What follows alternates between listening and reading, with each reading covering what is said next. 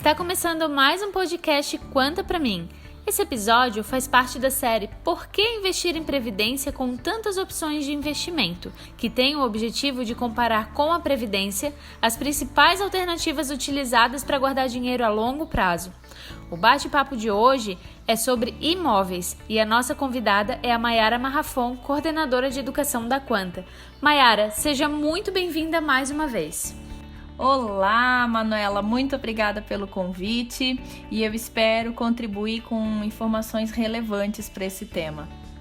Evidentemente que existem muitas opções de investimentos que podem ser utilizadas no longo prazo e é muito comum vermos pessoas investindo em imóveis com o objetivo de guardar dinheiro para aposentadoria ou como um planejamento sucessório. Mayara, quais são as vantagens e as desvantagens desse tipo de investimento? O investimento em imóveis é uma herança de uma geração que sofreu muito com a hiperinflação há alguns anos atrás, né? Essa foi a maneira que eles encontraram de se proteger contra a constante variação nos preços.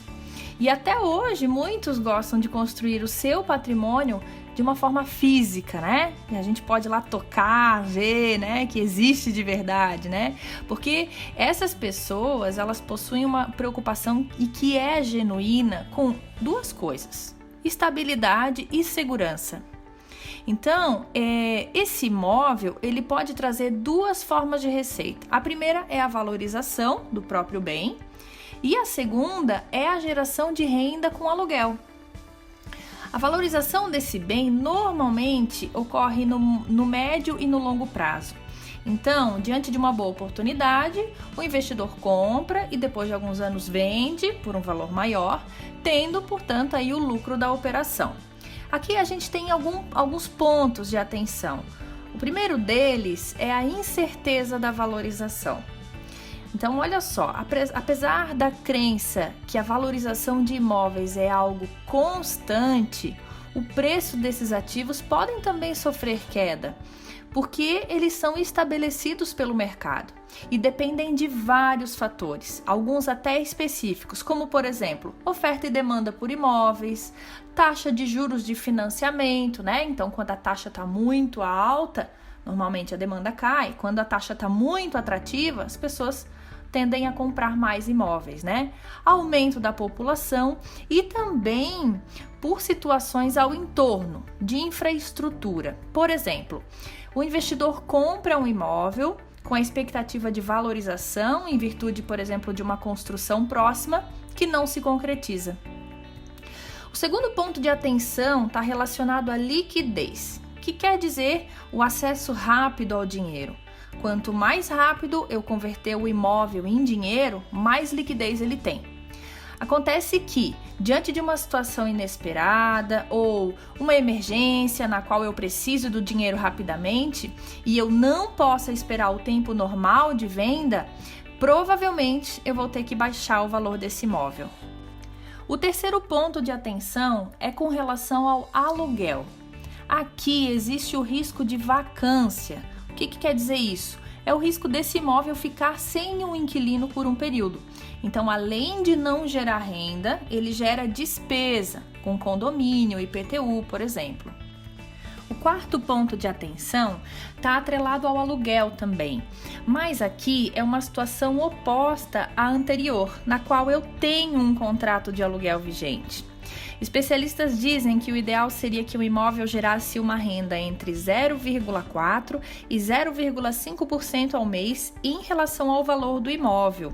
Aqui tem que ser considerado também o valor das melhorias que você fez, móveis, infraestrutura. Pois bem, o cenário atual com a Selic baixa é uma oportunidade de gerar renda se compararmos 0,4% ou 0,5% de rendimento com a Selic a 2% ao ano. Mas no momento em que eu faço um contrato de aluguel com renovação automática ajustada pela inflação, ao longo do tempo esse investidor pode ficar preso com um contrato e não conseguir mais gerar uma renda tão diferenciada. E quem acompanha o mercado financeiro sabe que a expectativa da taxa de juros é aumentar novamente no médio prazo. O quinto e último ponto está relacionado ao planejamento sucessório. No caso dos imóveis, essa transmissão é feita através de um inventário. Um inventário é um procedimento que permite que bens sejam transferidos de pessoas que já faleceram para aqueles que foram deixados como seus herdeiros. Nesse processo, existem basicamente 2 tributos que devem ser considerados na sucessão, que é o ITCMD, o Imposto sobre Transmissão Causa Mortes e Doação de Quaisquer Bens ou Direitos, e o Imposto de Renda sobre a Pessoa Física. Além disso, existem aí os honorários advocatícios. Então, além de ser um processo demorado, é extremamente oneroso.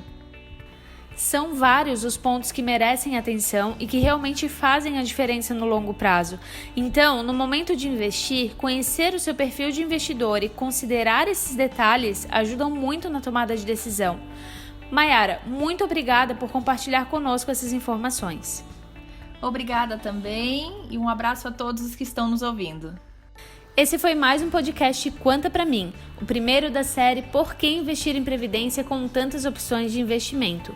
Fique atento aos próximos episódios e, se quiser, assista ao webinar com o mesmo tema no nosso canal do YouTube. Um abraço e até o próximo!